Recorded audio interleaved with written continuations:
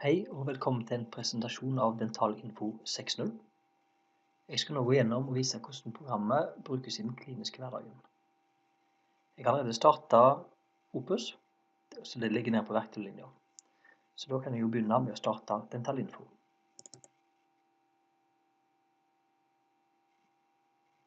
Her har vi da hovedmenyen til Dentalinfo. I versjon 6.0 så har vi valgt å fordele de faglige temaene inn i 6 hovedkategorier. Det er konserverende, perio, protetikk, endo, oralkirurgi og generelt. Vi har også lagt inn linker til filmer, utskrifter, medikamenter, førstehjelp, hjemmesider og telefonlister. Jeg skal nå begynne å vise de faglige temaene, og så kommer jeg tilbake til de andre funksjonene senere i presentasjonen. La oss tenke oss at jeg skal informere en pasient om kroneterapi. Da velger jeg først kategorien protetikk. Her får jeg en rekke undertemaer, og jeg velger temaet krona. Da kommer jeg til menyen der jeg kan navigere for å informere om et visst tema. Det første vi får se er illustrasjonene om kroneterapi. Her har vi en egen meny der vi kan navigere mellom de forskjellige tegningene, og vi bruker egne ord til å informere pasienten. Vi forklarer at pasienten har en tann som er veldig skadet, og for å lage en krone må vi da formatere tanna, få fremstilt en krone som en sementerer på, og ferdig. Så bruker en så mye tid på hver enkelt tegning som er nødvendig for at pasienten forstår budskapet. Men pasienten tar det ofte ganske raskt fordi det er skjematisk lagt frem. Om ønskelig kan en også vise kliniske fotografier om kroneterapi. Bildene får en frem ved å trykke på fotoikoner. Og her får vi nå en rekke forskjellige bilder som viser forskjellige typer kroner. Vi ser at til sammen er det 18 bilder. Vi kan forklare her også at vi har tenner som er svært skadet. De blir preparert og lagt kroner på.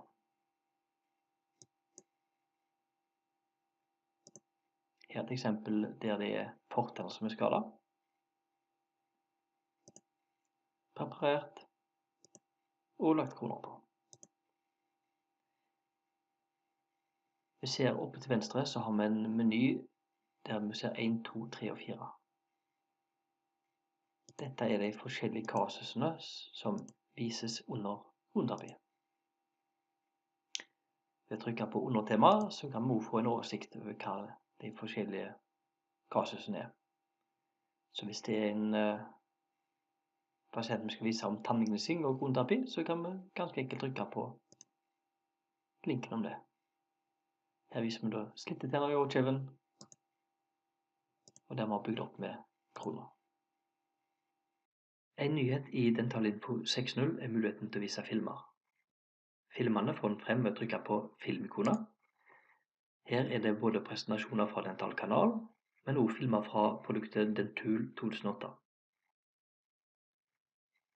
Dersom en trykker på en film, så vil en få spørsmål om filmvisningen skal journalføres.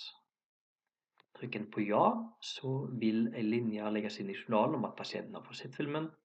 Trykker en på nei, så kan han se filmen, men det gjøres ingen journalregistrering. Hvis mye av den egne tannkronen er borte, er det beste alternativet som oftest en krone. Dersom en skal I vise dag er filmen det til mulig, pasient, takket så være nye krever det at det keramiske er lyd på materialer, PC. å fremstille meget holdbare og vakre kroner uten noe metall i. Å få en helkeramisk krone tar vanligvis 2. I Dentalinfo er det også mulig å skrive ut informasjon som pasienten får med seg hjem. Tekstene får en frem ved å trykke på tekstikoner. Vi ser at tekstene er tilgjengelige både i PDF-format og i Word-format. Word-formatet har den egenskapen at teksten kan redigeres av den enkelte tannlegen, mens PDF-versjonen er den standardteksten som vi har med. Teksten tar for seg hva en krone er, hvordan en krone fremstilles, hva en krone er laget av, hva som kan skje med krona, at det kan være brudd av porselen, at enkelte tenner gjennom rotflass på sikt, at en kan få karies i kronekanten. Ting som er viktig at pasienten vet om for at en skal ha god ryggdekning. Og ta for seg hvordan en best mulig kan ta vare på krona i forhold til renhold, fluorterapi og interdentalrenhold. Når vi har skrevet ut informasjonsteksten til pasienten, så har vi da mulighet til å journalføre dette etterpå. En trykker da på journalføringsikonet, og i og med at vi er informert om kroneterapi, så journalfører vi om krona. Hvis vi da går tilbake i Opus, så vil vi se at det kommer til en ny linje i journalen som sier at pasienten er informert muntlig eller skriftlig om kroneterapi ved hjelp av dentalinfo. I dette tilfellet så åpner vi jo en tekst før vi journalførte, og denne teksten er jo lagt inn som vedlegg til journalen. Den kan vi da hente opp igjen ved en senere anledning, hvis vi skulle ønske det. Så alt dette tar sikte på å gi god ryggdekning for oss som behandler, samtidig som vi da oppfyller kravet om å gi pasienten god informasjon. Nå er jeg oppmerksom på at per i dag kunne Opus som støtter linking av utskrivbare tekster i journalen. Når det gjelder journalføring, så er det også viktig å vite om følgende ting. Det er ikke noe problem å journalføre fortløpende nedover. Men dersom en skal linke de utskrivbare tekstene til journalføringen, så må en åpne en tekst mellom hver gang en journalfører. Det vil si at jeg må først åpne en tekst, journalføre den, åpne en ny tekst og journalføre den. Kun på den måten så vil både journalføringen og teksten linkes inn. En siste ting vi har under temaet er hjelpesidene, og de får en fram ved å trykke på ikonet med et spørsmålstegn. Her får vi først se en oversikt over tilgjengelig innhold i temaet. Vi ser at det er 5 illustrasjoner, 18 fotografier, 5 filmer og 3 utskrifter under temaet kroner. Vi har også mulighet til å hente fram en detaljert beskrivelse av innholdet ved å trykke på knappen nede. Her får vi da fram en oversikt og en beskrivelse av alle illustrasjonene innen temaet kroner, en beskrivelse av alle bildene og en beskrivelse av filmene. Dette gjør at tannleger eller tannpleiere eller sekretærer raskt kan sette seg inn i hva temaet inneholder. Det neste vi skal gå gjennom er menyen til venstre. Her har vi en oversikt over de forskjellige temaene som er tilgjengelige innen protetikk. Det er lett å navigere mellom de forskjellige temaene.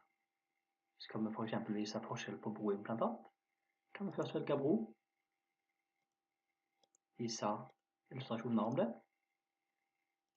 journalføre om ønskelig, så kan vi vise implantat, og journalføre det.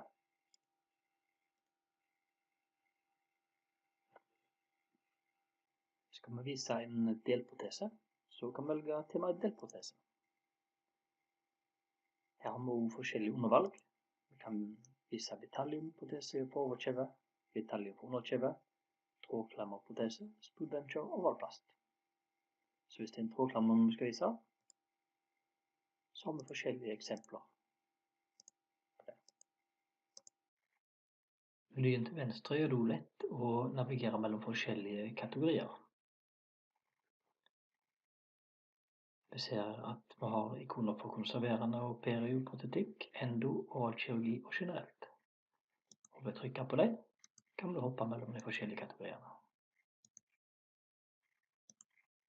Vi har lagt inn en rekke temaer som er nyttige i den kliniske hverdagen, og det er lett å navigere mellom forskjellige temaer,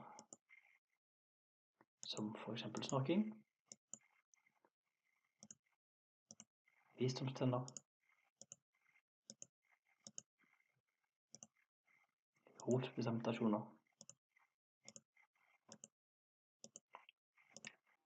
for kirurgisk inngrep må lagt ved både pre- og postoperativ informasjon, så pasienten kan få med seg hjem. Lett å hente fram og skrive ut.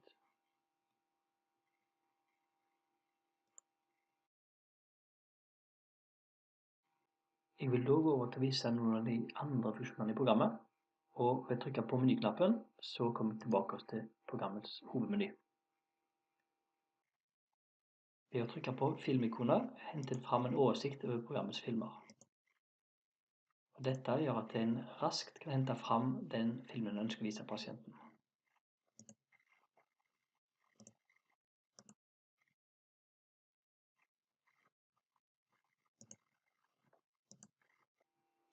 Utskriftsikonet gir en oversikt over programmets utskrivbare pasientinformasjon. Det er fordelt etter kategorier, men man kan også navigere seg mellom de forskjellige kategoriene. Teksten kan åpnes opp i PDF-format, eller i Word-format, og man kan også journalføre direkte. Dette er en fin måte for sekretærene å skrive ut informasjon og journalføre det. I Dentalinfo har man også mulighet til å legge inn egne tekster og filer. Et godt eksempel på en nyttig fil å legge inn kan være det gule heftet, som nå kun finnes i PDF-format.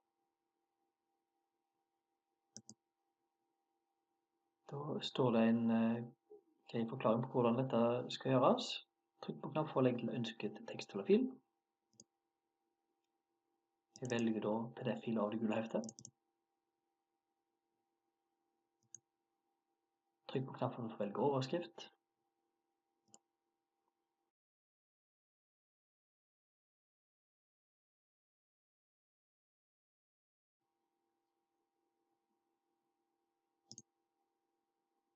Da har jeg den lagt inn. Så neste gang jeg trenger å hente det fram, så trenger jeg kun trykke på fil, og jeg får fram filer. I de tilfellene jeg legger inn pasientinformasjon, så har jeg god mulighet til å redigere en journalføringstekst som sendes til journalen hvis jeg trykker på journalførknappen. En annen funksjon som kan være til nytte for mange, er informasjon om medikamenter. Og ved å trykke på medikamentikonet, så får en fram en oversikt over forskjellige temaer. Tanken her er at klinikken skal lage seg et litt opplagsverk. Jeg har lagt inn noe informasjon allerede.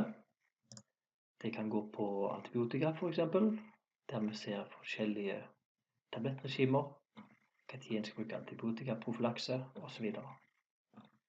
Men det er meningen her at klinikken selv skal redigere de tekstene videre, legge inn informasjon de lærer på kurs, og på den måten gradvis få et bedre og bedre oppslagsverk i den kliniske hverdagen. Et annet eksempel, hyposalivasjon. Hvordan skal en ta en korrekt spyttest? Vi har også lagt inn informasjon om førstehjelp, og den får en fram ved å trykke på førstehjelpsikonet. Her er det forskjellige temaer. Dette er informasjon som er godkjent av Norsk førstehjelpsråd, men skal ikke erstatte kurs om førstehjelp. Men en bruker det som en oppfriskning av den kunnskapen en helst skal ha. Et eksempel kan være kan gjøre hvis pasienten besvimer. Da får en fram en tekst som tar for seg årsaker til besvimelse, symptomer, førstehjelp og hva en gjør hvis en skal ringe 113.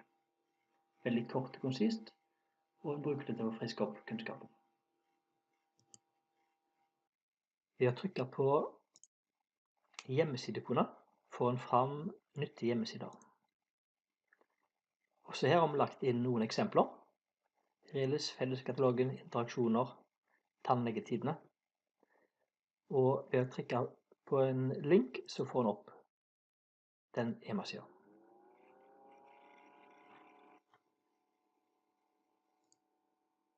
Også her har en mulighet til å legge inn egne sider hvis en ønsker det.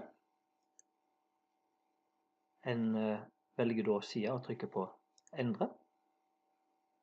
Så står det rediger navn på link,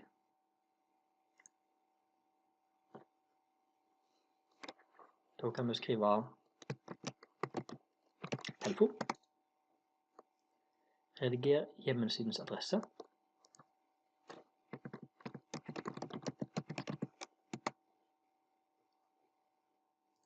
Så enkelt er det å lage en ny link.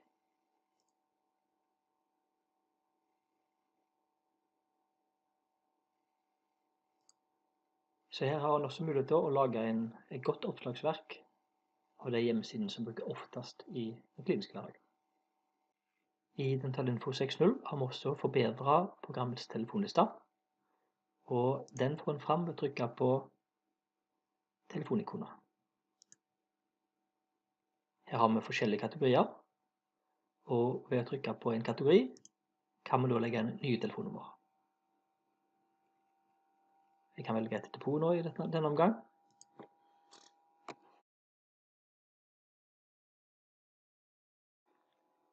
Deretter så trykker en på telefonnummeret.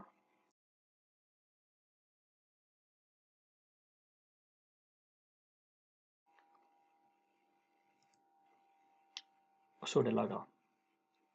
Om ønskelig kan en nå trykke på info-knappen for å legge inn ytterligere informasjon. Det kan være adresser, kundenummer, passord til hjemmesiden deres. En kan nå legge inn e-postadresser og hjemmesider. Så også her er tanken at en skal lage et godt oppslagsverk for klinikken med de telefonnummer som en bruker i hverdagen. En liten funksjon under apotek er også muligheten til å legge inn ID-nummer til tannlegene, så at hvis en ringer inn en resept, så har en det lett tilgjengelig. Når en bruker disse funksjonene, så er det ikke nødvendig å gå tilbake til hovedmenyen for hver gang. En har også muligheten til å bruke menyen til venstre, ved å hoppe lett fra funksjon til funksjon. Da er det bare et par siste funksjoner jeg skal gå gjennom. Nede til venstre så har vi et ikon for hjelp. Der har en mulighet til å se opplæringsfilm, og en har mulighet til å hente fram programmets brukermanual. Brukermanualen tar for seg de forskjellige funksjoner i programmet og hvordan de skal brukes.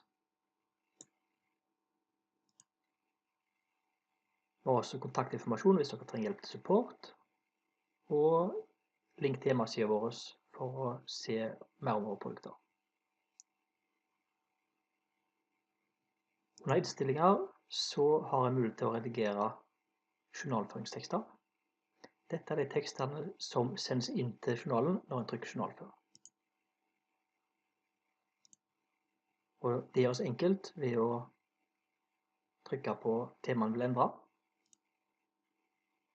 endre teksten og lagre det.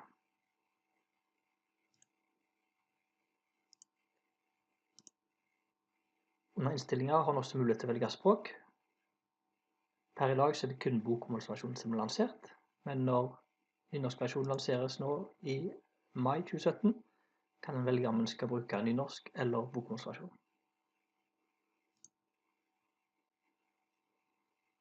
Programmet har også et par ikoner opp til høyre, der vi kan maksimere vinduet, og en kan lukke programmet. Nederst kan en også se andre produkter fra Furulemedia, samt hvem som har vært med å lage Dentalinfo. Da håper jeg at dere blir fornøyd med Dentalinfo, og bruker litt tid på å sette dere inn i hvert enkelt tema, sånn at dere vet hva bilder og illustrasjoner og tekster, og ikke minst filmer som er tilgjengelige. Takk for at dere så.